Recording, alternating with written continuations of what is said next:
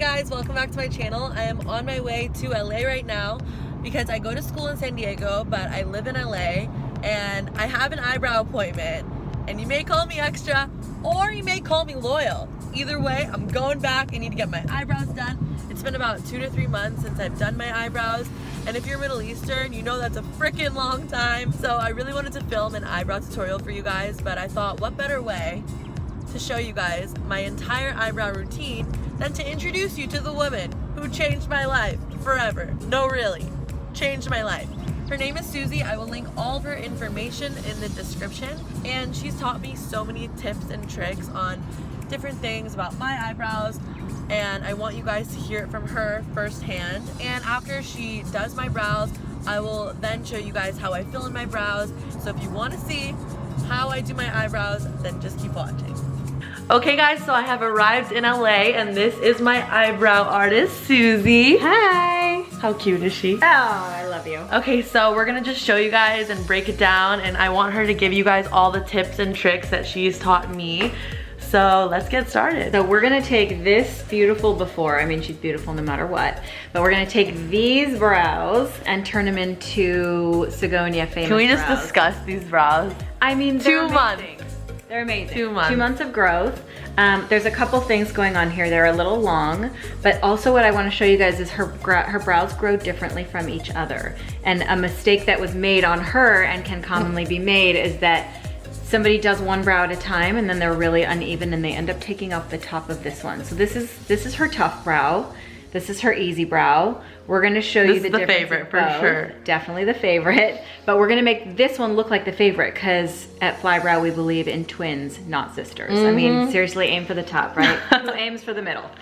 So anyway, here we go. This is the before. She'll show you some good close-up photos and then we will get started. So we're gonna cut off just the tips. A lot of people do this mistake where they hold it and then cut, then you end up with jags. And also on Sagonia, sometimes we like to take the wax higher up onto her forehead because she gets little baby hairs.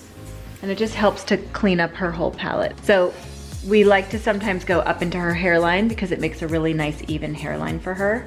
Yeah, I wax my forehead, guys, because it's you gotta do what you gotta do. But the reason why I do it is because it really opens up my face. And before I had like peach fuzz, but my peach fuzz is a lot darker than the average peach fuzz. Yeah. So it really made a lot of shadows. Yeah, it wasn't dark peach. Fuzz. It was not peach. And my foundation on my forehead wouldn't even go on nicely. So I just waxed like a half circle onto my face. Yeah. And it really makes a big difference. You guys will see.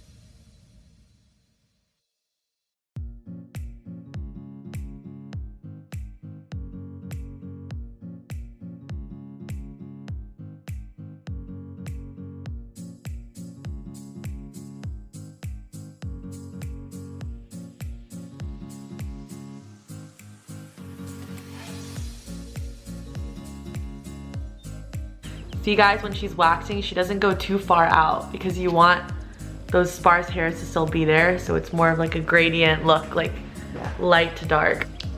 So we didn't go too close in the middle. I feel like I need to put a little lotion on you because I didn't yet. But basically one thing to note is you don't have to take it too wide in the middle. You want it to go down the center of the nose to, like, I call it the ball of the nose, but you can call it the bridge of the nose. You don't want to guide to the nostrils because everyone's nostrils are different, number one. Number two, it would be too wide. Think about somebody with like a wider nostril, they would lose half their eyebrow, and look how amazing it is when you have your whole brow. It's just like luxurious and full and beautiful. Yeah. So definitely, you can always grab it with a tweezer if it's not wide enough, but getting that center saves you from the unibrow. You don't have to worry about chasing it all the way out to the brow. Word. Word to the eyebrow.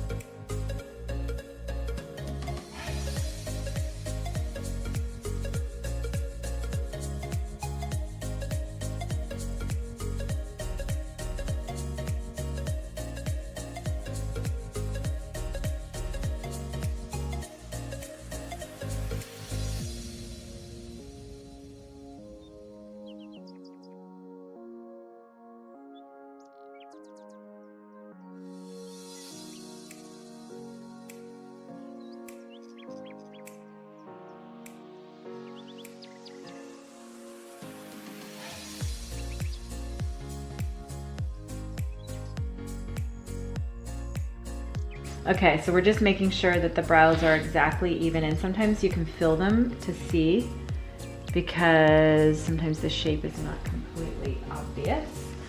I see 2 hairs here that need to come out.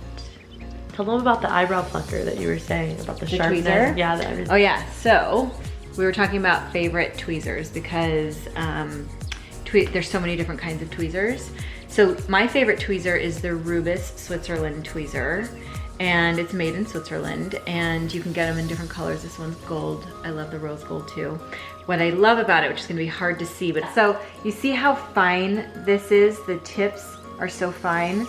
Like sometimes in a Tweezerman tweezer, you'll see those tables are really wide.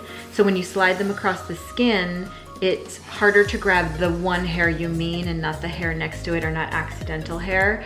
So I love the Rubis Switzerland tweezer. I think it's a perfect at-home use, professional use. I use this every day. I do sometimes 40 brows in a day and literally use this tweezer. And it'll probably make less ingrown hairs.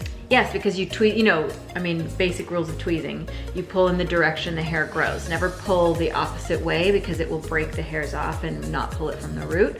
But it really, it's meant to be diagonal, so it slides against the skin. So when you're tweezing, you know, you're moving against the skin and you're not poking anybody because you're no sharp edges on that edge. So Rubis, Switzerland, good work. All right, so we're gonna fill with a medium pencil. Now, one thing I know is that I know she has dark brows and I know she has dark hair, but sometimes if you put a pencil that's too dark, you end up looking like Groucho Marx, right? You've all seen that. So I like to go up a shade for really dark hair. So I'm gonna use a medium colored brown pencil as opposed to a dark brown pencil because I think dark will make it just too severe. So yes, you might see the pencil behind it, but it's meant to be kind of a shadow filler and not so much of an actual filler, especially because remember, we have this part right here. So if you look closely, see how one brow looks like it's going down, but this one starts up here, so we have to start them both at the same angle. So again, we're gonna just go into that bottom border just a little bit.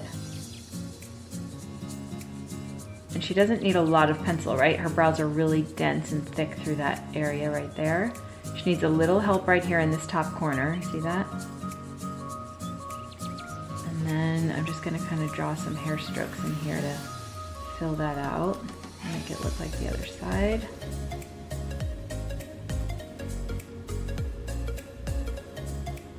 And now we're gonna spoolie it off. That looks dark, I know.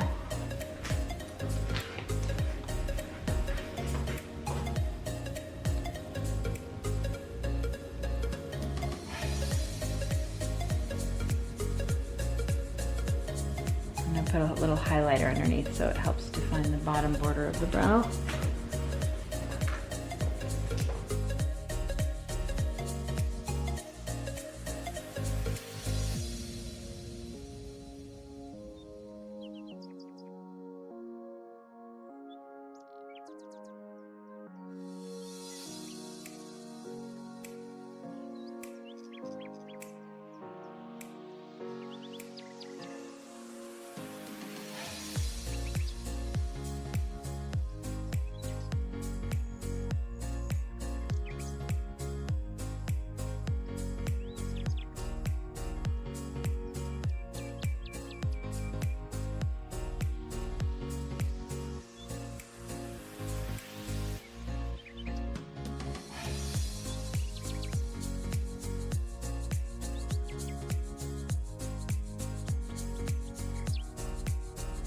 Hey guys, I'm still in LA, but I just wanted to close out this video for you guys. If you enjoyed this video, as always, please give me a like and subscribe to my channel. And there will be another video following this one of me just doing my everyday brows, how I fill them in, conceal them, all that jazz. So make sure to stay tuned in for that. And I will see you guys next time. Bye.